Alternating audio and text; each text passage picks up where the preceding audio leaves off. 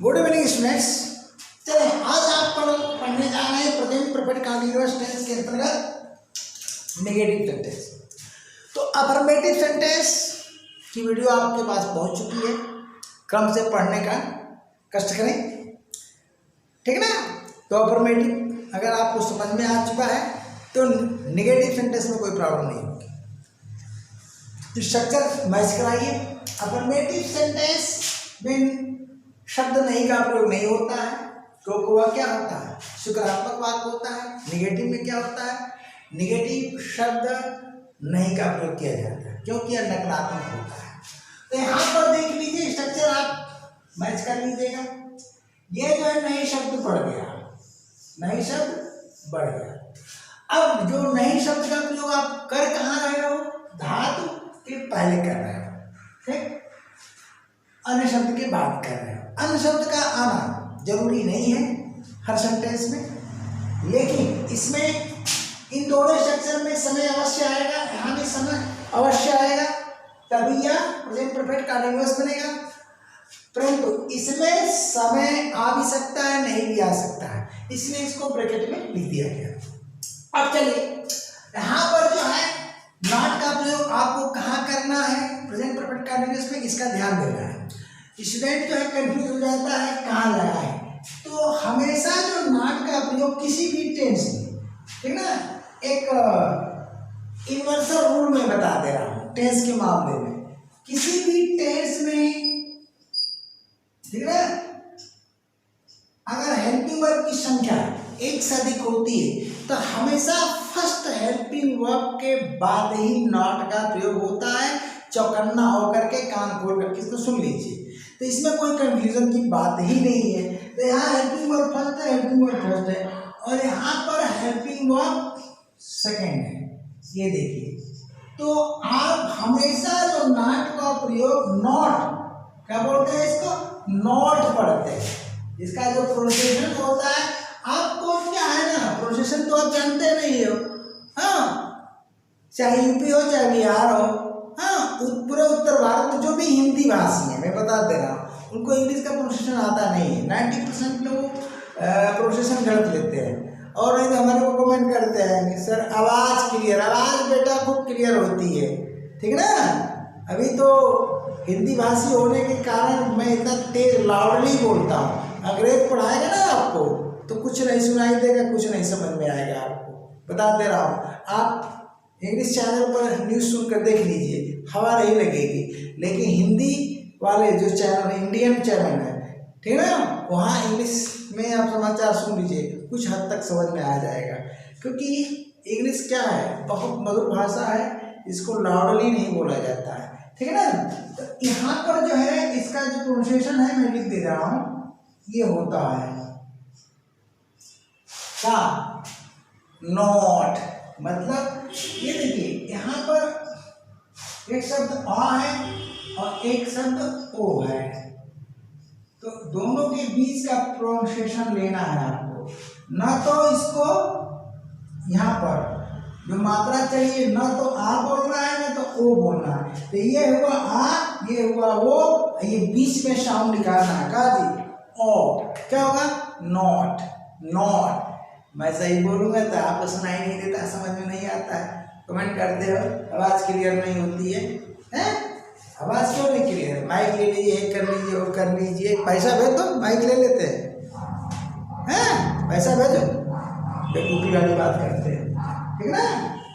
Free का पढ़ना है, एक पैसा मिलना नहीं है, निःशुल्क समाज सेवा किया जा रहा है, उसके बाद अभी इतना मार्कर खर्च किया जाता है, समय निकाल करके दिया जाता है, ऑफलाइन से फुर्सतें नहीं मिलती है, उसके बाद जो है नौटंकी करते हो, नहीं पढ़ना चाहे तो छोड़ो, भागो। मैं तो सीधा बोलता हूँ, कौन मैं रिक्वेस्ट कर रहा हूँ मेरे चैनल को पढ़ो, मैं तो सीधा बोलता हूँ, मत पढ़ो, बेवकूफ़ी वाली बात पसंद नहीं है मुझे।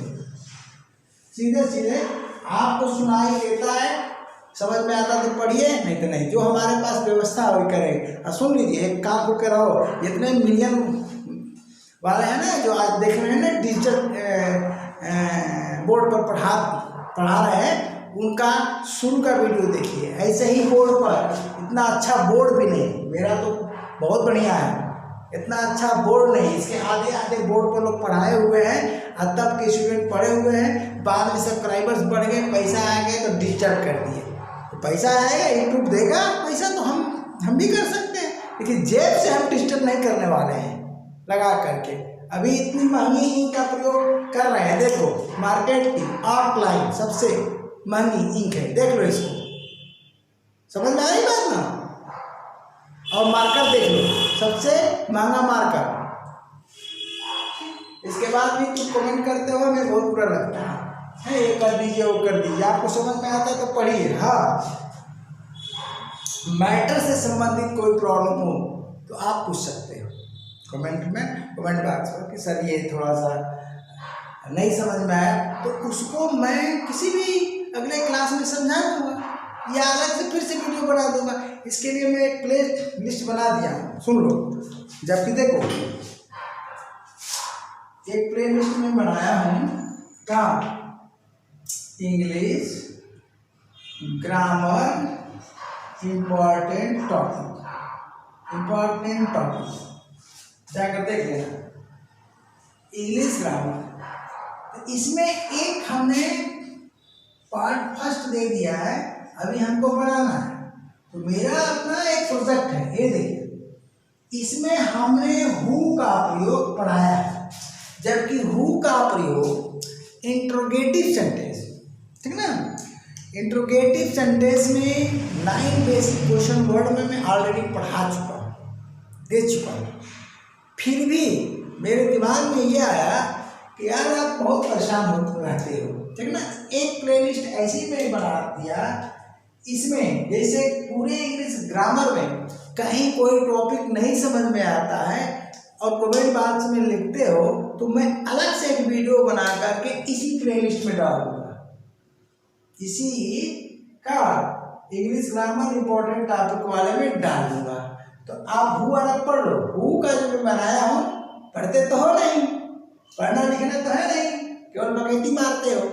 तो हु का जो है पूरे इंग्लिश ग्रामर में, पूरी इंग्लिश लैंग्वेज में कहाँ कहाँ प्रयोग होता है, सारे टेंसेस में मैं वहाँ पर बता दिया हूँ, एक ही वीडियो में पढ़।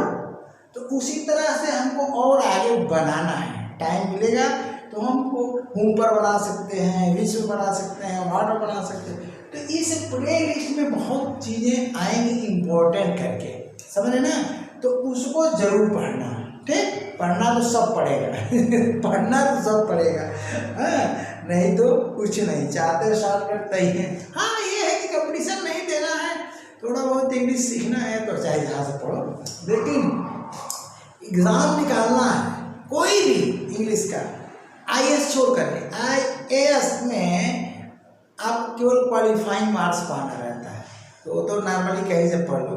लेकिन SSC का कोई भी एग्ज़ाम देना है, SSC स्टेनो देना है, SSC सीरियल देना है, CHSL देना है, कुछ भी देना है, बैंक का देना है, तो A to Z पढ़ना आपको पड़ेगा। अब पूरे यूट्यूब चैनल पर एकमात्र अगर चैनल है तो वह है English grammar bye RP sir, जो A to Z मैटर दे रहा है, यानी मेरे द्वारा आपको मैटर मिलेगा। नहीं तो आप देख लो ना, खुद सर्च कर लो, सर्च करके देखो कौन पढ़ाया है, प्लेलिस्ट देखो। तो इतना बढ़िया मैं काम कर रहा हूँ, उसके बाद भी जो है उल्टा पुल्टा बात करते हो, हैं, चुपचाप पढ़ते नहीं हो। पढ़ना तो है नहीं, भी तो आता नहीं, वास्ट टाइम तो आता नहीं है, इतने सब्सक्राइबर्स हैं, पढ़ते कई लोग पढ़ते हो हैं, बकवास ज़्यादा करते हो, मत पढ़ो। चलो अब इसको समझो, ठीक है ना। तो भैया हम ऑफलाइन टीचर हैं, अनुभवी टीचर हैं, जो ऑफलाइन में हमारा सिस्टम उसी तरीके से पढ़ाते हैं। तो यूट्यूब पर पढ़ रहे हो तो आप सब्सक्राइबर्स नहीं हो, आप हमारे स्टूडेंट हो, सीधा सीधा बात, ठीक ना। पढ़ना हो पढ़िए, न पढ़ना हो मत पढ़िए। मैं यही समझ कर पढ़ाता हूँ, ऑफलाइन का तरीका बनाता हूँ। तो अब चलिए, यहाँ पर हमने नई शब्द जोड़ दिया, तो कुछ नहीं है, आप नेगेटिव सेंटेंस बना लीजिए, तीनों स्ट्रक्चर पर काम खत्म। चलिए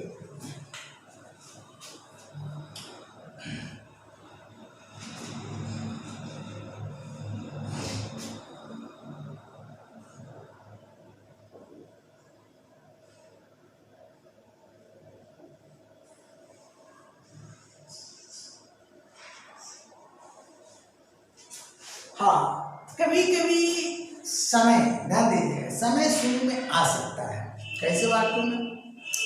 उन वाक्यों में जिसका कर्ता क्रिया में निहित होता है, जिसका कर्ता क्रिया में निहित होता है। जैसे इम्पर्सनल प्रोनाउन इट के प्रयोग में आप जाएंगे प्लेलिस्ट में, तो इम्पर्सनल प्रोनाउन हमने पढ़ाया है। जैसे प्राकृतिक घटना, प्राकृतिक घटनाओं का घटना, वर्षा का होना, ठीक है ना जी, बिजली का कड़कना, हवा का चलना, ये जितने प्राकृतिक घटनाएं हैं, इनके कर्ता का भाव कहाँ छिपा होता है? क्रिया में निहित होता है। तो इसमें जो इट का प्रयोग किया जाता है वो मीनिंगलेस होता है। इट मीनिंगलेस होता है, ध्यान दीजिएगा। तो मीनिंगलेस होता है, इसको बहुत कम लोग पढ़ा तो देते हैं, वर्षा हो रही है, वर्षा नहीं हो रही है, इट से स्टार्ट कर देते हैं, लेकिन इट का मतलब क्या है? वहाँ इट मीनिंगलेस होता है। तो इस तरह के वाक्यों में इट का जो प्रयोग किया जाता है स्पेशल प्रयोग होता है। इसको आप जाकर के प्लेलिस्ट कौन खोलेंगे? यूज ऑफ इट में आपको मिल जाएगा। तो यहाँ पर ये मीनिंगफुल होगा, तो जब इट मीनिंगफुल होगा तो इसके लिए यूज होगा, neutral gender singular number noun के लिए यूज होगा, ठीक है ना। हाँ, चलते हैं। तो अब आप जो है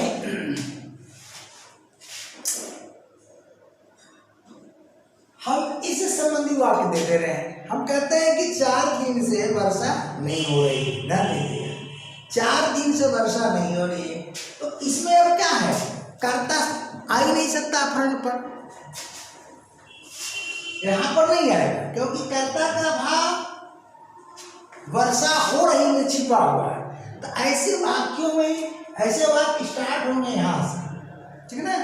तो अब देखिए, इसको समझना है आपको। 4 दिन से वर्षा नहीं हो रही है, ये देखिए कितनी नई चीज बताया आपको। नई चीज क्या है आपको? इस वाक्य का जो कर्ता है कहाँ बैठा है? देखिए, वर्षा का होना। हाँ, एक चीज और बता दे रहा हूँ, वो इसके पहले भी बता दिया हूँ। वर्षा होना, जब हिंदी वाक्य में 2 शब्दों से क्रिया बनती है तो नहीं शब्द बीच में आ जाता है। अब ये नहीं कि 4 दिन से नहीं वर्षा हो रही है, नहीं वर्षा हो रही है, वो सही तो है, बोल सकते हो नहीं वर्षा हो रही है, लेकिन सेंटेंस को क्या किया जाता है? सुंदर बनाया जाता है शुद्धता के अनुसार। तो यहां पर भी आ जाता है। क्रिया हमारी क्या है? क्रिया हमारी है वर्षा का होना, जो प्राकृतिक घटना है। तो इसमें जो है कर्ता का भाव भी छिपा है, यानी वर्षा की बूंदों का नीचे गिरना, यानी वर्षा रूपी घटना का घटित होना, वर्षा रूपी घटना का घटित होना। तो ऐसे वाक्यों को हम इट से स्टार्ट करते हैं, जो इट का स्पेशल प्रयोग होता है, यानी स्पेशल यूज ऑफ इट होता है। इट मीनिंगलेस रहता है। अतः हिंदी में भी यहाँ कुछ नहीं आएगा, यानी वाक्य यहाँ से शुरू होगा। देख लीजिए, यहाँ से शुरू है, देख लीजिए, 4 दिन से, ठीक ना, और अन्य शब्द भी नहीं है। तो 4 दिन से नहीं वर्षा हो रही है लिखने की बजाय हम 4 दिन से वर्षा नहीं हो रही है, क्योंकि वर्षा होना, एक वर्षा और होना 2 शब्द से बना है, तो नहीं शब्द बीच में आ जाएगा, ठीक है ना, नहीं शब्द। अब जाना है, आना है, ठीक है ना, खाना है, तो एक शब्द है, तो यहाँ पर तो धातु पहले ही नहीं रहेगा, यहाँ 2 भाग में टूटेगा, ठीक है ना। तो ये तरीका होता है। अब यहाँ पर क्या है, देखिए, यहाँ पर आपका ईट से शुरू हुआ, ईट से शुरू हुआ। अब ईट के साथ हम हैज का प्रयोग करेंगे, उसके बाद बाद नॉट कर देंगे, उसके बाद बीन कर देंगे, तो इट हैज नॉट। अब ये जो इट हो जाएगा आपका मीनिंगलेस होगा।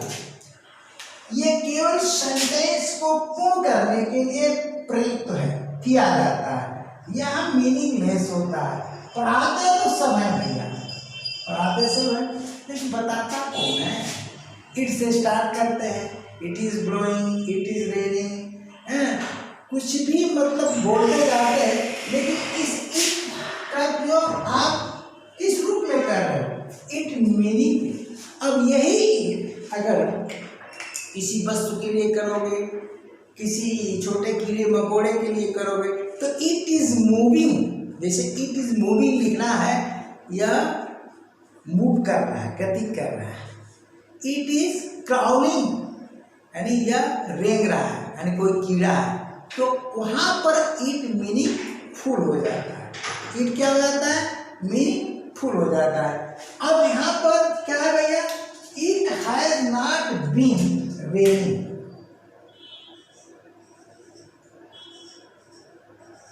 ठीक, इतना का जैसे कितने दिनों से? 4 दिनों से। तो 5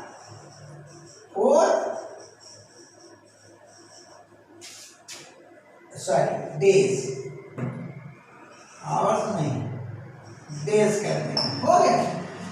तो it has not been raining for 4 days, 4 दिन से। अब यहाँ पर 4 दिन लिखो तो भी सही है, और 4 दिनों से 4 दिन से वर्षा नहीं हो रही, वो भी सही है। 4 दिनों से वर्षा नहीं हो रही है, दोनों सही है अपनी जगह पर। ओके, तो हाँ, अब हम क्या करते हैं? इस स्ट्रक्चर की बात कर रहे हैं।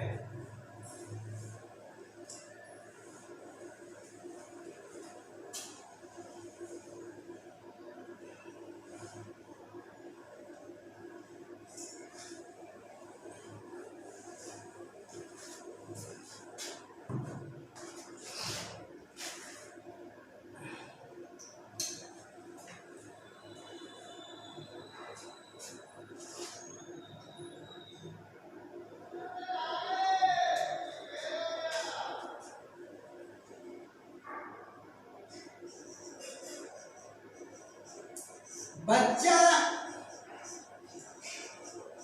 आधी रात्रि से सोया, यहां पर आधी रात से सोया नहीं है, या बच्चा आधी रात से नहीं सोया है। नहीं का प्रयोग आप सोना, क्योंकि सिंगल वर्ड है हिंदी का, तो नहीं यहाँ लगेगा। बच्चा आधी रात से नहीं सोया है, नहीं सोया है, नहीं सोया है। ये देखिए यहाँ आ गया, बच्चा आधी रात से नहीं सोया, आधी मात्रा है, आ गया। यानी न सोना चाह रही है, कब से भैया? आधी रात से। तो अब ये जो है इस स्ट्रक्चर में आ गया। यहाँ पर बच्चा घर का है, तो और चाइल्ड तो होगा नहीं, द चाइल्ड होगा, पार्टिकुलर नाउन है, तो हम क्या करते हैं? द कर देते हैं। The child has not been sleeping. अब कब से? आधी रात, तो पॉइंट ऑफ टाइम है आधी रात। तो यहां पर आप सिंस का प्रयोग करो या फ्रॉम का प्रयोग करो, ठीक ना? सिंस और फ्रॉम, ठीक, उधर नहीं आएगा। यहां पर हम मिड नाइट लिख देंगे, मिड नाइट, हो गया। सिंस और फ्रॉम दोनों का प्रयोग करें। इस पर एक स्पेशल वीडियो हमको बनाना है, आपके लिए स्पेशल क्लास लेना है। ओके, तो इसको हम अब लिख लीजिए आप। अब हम आते हैं इस थर्ड स्ट्रक्चर। तो थर्ड स्ट्रक्चर की बात करते हैं भैया।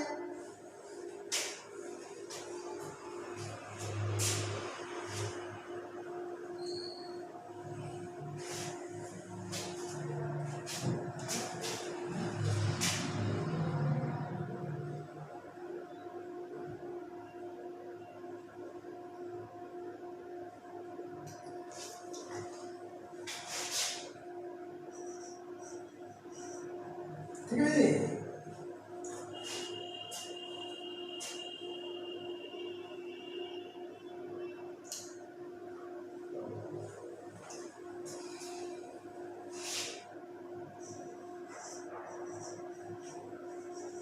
वह हमेशा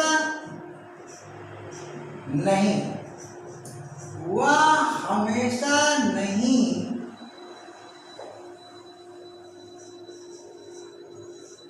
झूठ बोलता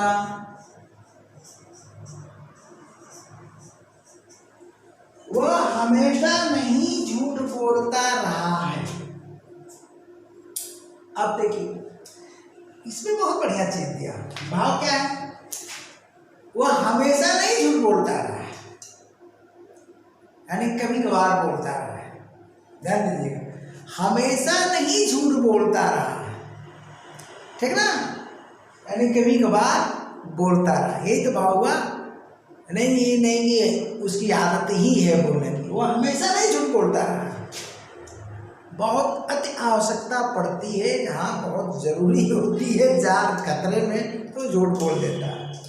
तो अब यहाँ पर हमेशा नहीं झूठ बोलता रहा है, इसकी इंग्लिश ये सेमी निगेटिव वर्ड है। क्या है, काइंड्स ऑफ सेंटेंस पढ़ाते समय नेगेटिव वर्ड का प्रयोग मैंने बताया, नेगेटिव सेंटेंस में आप जाकर देखिएगा, यह सेमी निगेटिव वर्ड है।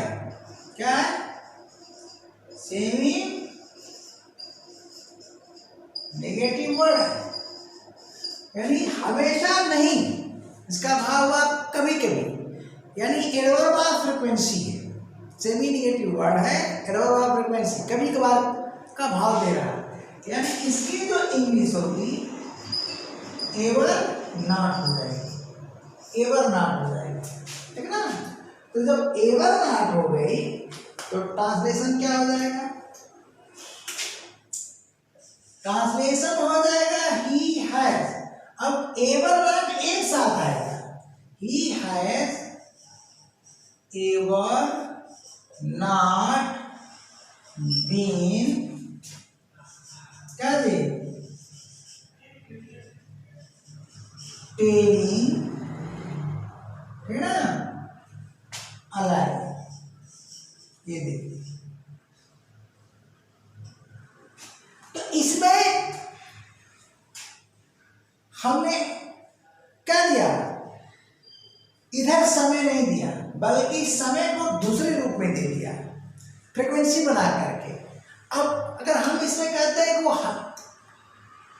सदा से कर दे, सदा से या शुरू से नहीं झूठ बोलता रहा है, थोड़ा सा हम चेक करते हैं, वह हमेशा नहीं झूठ बोलता रहा है, बोलता रहा यानी कभी कभार, तो ये सेमी निगेटिव वर्ड का हम प्रयोग कर दिए।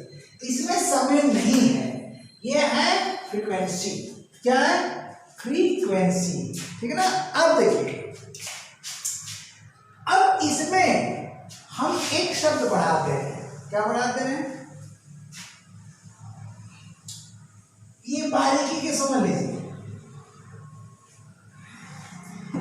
इस बारीकी को आपको समझना पड़ेगा। इसमें हम क्या बढ़ा दे रहे हैं, वह हमेशा से बढ़ा दे रहे हैं, वह हमेशा से झूठ नहीं बोलता रहा,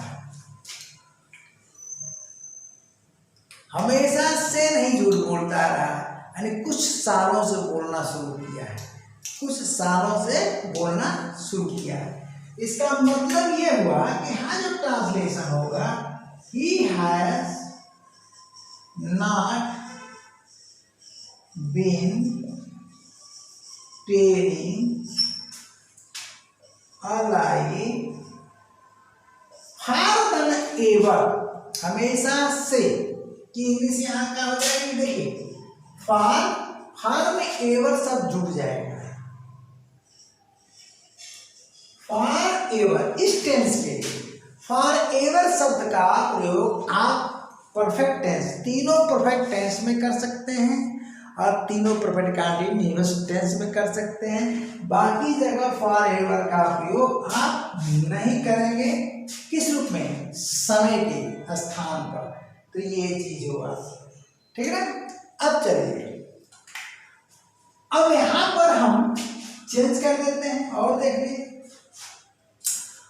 वह शुरू से झूठ नहीं बोलता रहा है।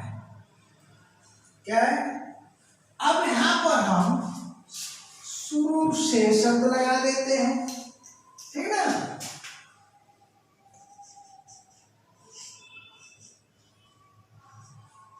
शुरू से कर दिए, वह शुरू से झूठ नहीं बोलता रहा है, यानी प्रारंभ से। तो यहां पर क्या हो जाएगा, he has not been telling lie और लाई फ्रॉम बिगिनिंग,